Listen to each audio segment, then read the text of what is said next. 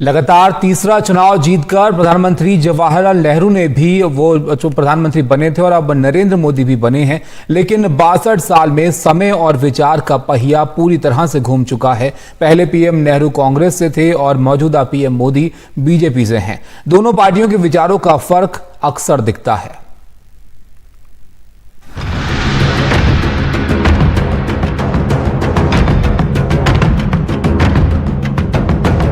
Congress party ने अपने manifesto में साफ लिखा है, हमारी सरकार आएगी तो ये 50% का लिमिट है, इसको हम तोड़ के अलग कर देंगे और रिजर्वेशन को 50% से आगे बढ़ा देंगे।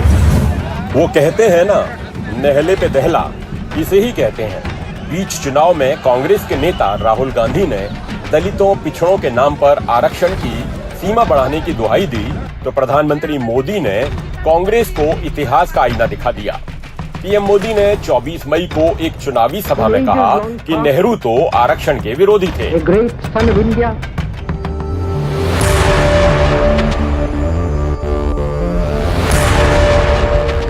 नेहरू राहुल गांधी के परनाना और देश के पहले प्रधानमंत्री थे और प्रधानमंत्री नरेंद्र मोदी की पार्टी बीजेपी की पूरी राजनीति ही नेहरू की नीतियों और राजनीति से असहमति की है। इसलिए जब राहुल गांधी मोदी सरकार के रहते संविधान पर खतरे की बात कर रहे थे, तो जवाब में पीएम मोदी इस बहस में नेहरू को ले आए। नेहरू जी ने एक चिट्ठी लिखी थी और ये चिट्ठी मुख्यमंत्रियों को लिखी थी।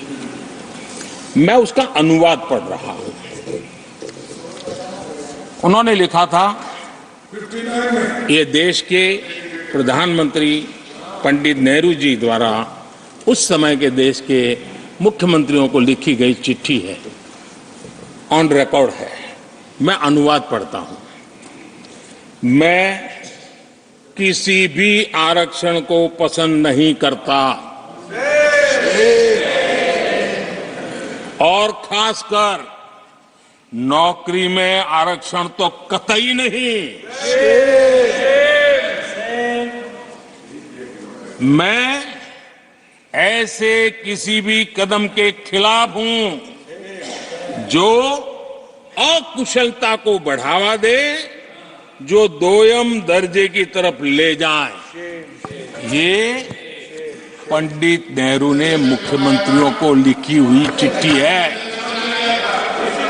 और तब जाकर के मैं कहता हूं, ये जन्मजात इसके विरोधी है।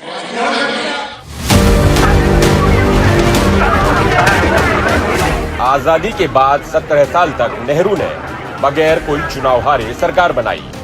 नेहरू अजेय माने जाते थे, लेकिन तब से पहले जनसंघ और फिर बीजेपी नेहरू की नीतियों का विरोध करती रही, चाहे वो विरोध उनकी आर्थिक नीतियों का रहा हो या फिर चीन पर भरोसा करके 1962 में मिली धोखे वाली हार का। प्रधानमंत्री नरेंद्र मोदी अपनी राजनीतिक विचारधारा के हिसाब से नेहरू की नीतियों को कटघरे में खड़ा करते रहे हैं।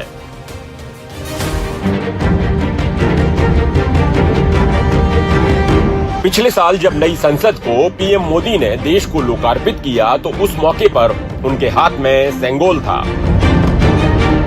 सेंगोल तमिलनाडु में चोल साम्राज्य का राजदंड था, जिसे पीएम मोदी ने पिछले साल 28 मई को नई संसद में राजदंड के रूप में स्थापित किया। लेकिन यहाँ भी नेहरू और सेंगोल से जुड़ी एक घटना उन्होंने सुना दी।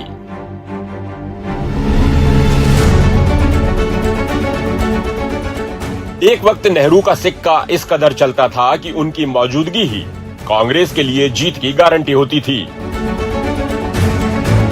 आज वही स्थिति पीएम मोदी की है। उनका नाम ही बीजेपी के लिए जीत की गारंटी बन चुका है। लेकिन देश के सबसे लोकप्रिय प्रधानमंत्रियों में गिने जाने वाले दोनों नेताओं के मौलिक विचारों का अंतर राजनीति के अखाड़े में टकराता है। मसलन धर्म के सवाल पर ही देखिए कि प्रयागराज में कुंभ के दौरान हुई भगदड़ पर नेहरू को लेकर पीएम मोदी ने क्या कहा था।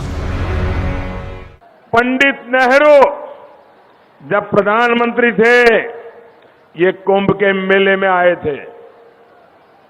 मैं जो आज बात बता रहा हूं, ये खबर सुन के आज आपको भी धक्का लगेगा। पंडित नेहरू जब आए थे, अव्यवस्था के कारण यहां भगदड़ मच गई थी। कुंभ के मेले में हजारों लोग मारे गए थे, कुचल करके मारे गए थे, लेकिन सरकार की इज्जत बचाने के लिए पंडित नेहरू पर कोई दोष न मर जाए, दाग न लग जाए, इसलिए उस समय के मीडिया ने भी ये चीजें दिखाने की बहादुरी नहीं दिखाई। एकाध दो अखबार के कोने में खबर छपी, उसे भी दबा दिया गया। उन परिवारों जिन्होंने अपना स्वजन खोया था, उसके नामों का कहीं जिक्र नहीं होने दिया, 1 रुपया उनको दिया नहीं दिया गया। भाइयों बहनों, ये सिर्फ भगदड़ नहीं थी, भगदड़ के बाद जो हुआ वो असंवेदनशीलता का एक जुल्म था। भाइयों बहनों, ऐसा पाप देश के पहले प्रधानमंत्री के काल में हुआ। उसी तरह जम्मू और कश्मीर, जो बीजेपी के लिए एक बुनियादी मुद्दा रहा है, उस पर भी प्रधानमंत्री मोदी नेहरू की नीतियों के घनघोर आलोचक रहे हैं। उनके विचारों में फर्क इस कदर है कि वो बार बार सामने आ जाता है। कांग्रेस ने जम्मू कश्मीर के एससी, एसटी, ओबीसी को 7 दशकों तक उनके अधिकारों से वंचित रखा। आर्टिकल 370 को निरस्त किया। तब जाकर के इतने दशकों के बाद एसटी, एसटी, ओबीसी को वो अधिकार मिले जो देश के लोगों को बरसों से मिले हुए थे। इसको रोक के रखा था। लेकिन आलोचना के बीच लाल किले के प्राचीर से आजादी और राष्ट्र निर्माण में अपनी भूमिका निभाने वाले नेताओं की भूमिका को पीएम मोदी ने बार बार सराहा और उस सराहना में एक नाम नेहरू का भी उभरता रहा।